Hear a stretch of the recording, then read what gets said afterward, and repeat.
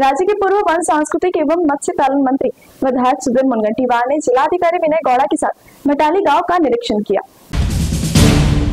भटाली गांव को ओपनकास्ट खदान के कारण अनेक समस्याओं का सामना करना पड़ रहा है।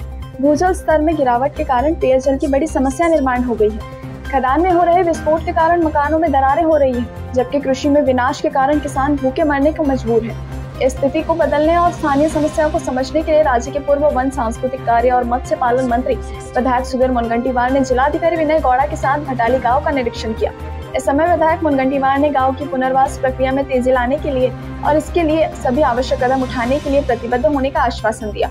जिलाधिकारी विनय गौड़ा के साथ भटाली गांव में पुनर्वास के संबंध में निरीक्षण दौरा किया। इस अवसर पर उप जिलाधिकारी पुनर्वास अतुल जटाले, उप विभागीय अधिकारी संजय पवार, तहसीलदार विजय पवार, पायली भटाली के सरपंच किसान उपरे, उप सरपंच विकास पेंदा, रामपाल सिंह, अनिता भोयर, सूरज पेदुलवार, राकेश गौरकार और वेकोली के अधिकारी उपस्थित थे। इस समय विधायक सुधीर मुनगंटीवार ने बताया कि ग्राम पुनर्वास समिति भटाली की ओर से हाल ही में हुई बैठक में गांव के पुनर्वास पर चर्चा की गई थी। बैठक में पुनर्वास में हो रही देरी पर विचार करते हुए भटाली के निवासियों ने तत्काल पुनर्वास की मांग की, क्योंकि वेकोली द्वारा कोयला खनन जारी रहने के कारण गाँव के लिए खतरा निर्माण हो गया है।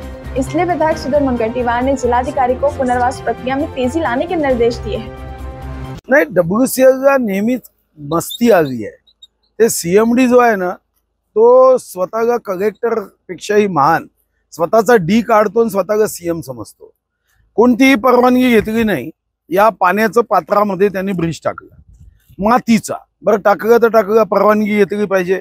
नदीच्या पात्रामध्ये कोणतेही काम करायचं असेल तर प्रशासनाची परवानगी घेणं हे कायद्याने आवश्यक आहे। हे कायदाच मानत नाही, कायदाच मानायला तयार नाही। आणि मातीचा तिथं जो काही रपटा तयार केला, मग त्याच्यात पाईप तर टाकायला पाहिजे होते, पाईप सुद्धा टाकले।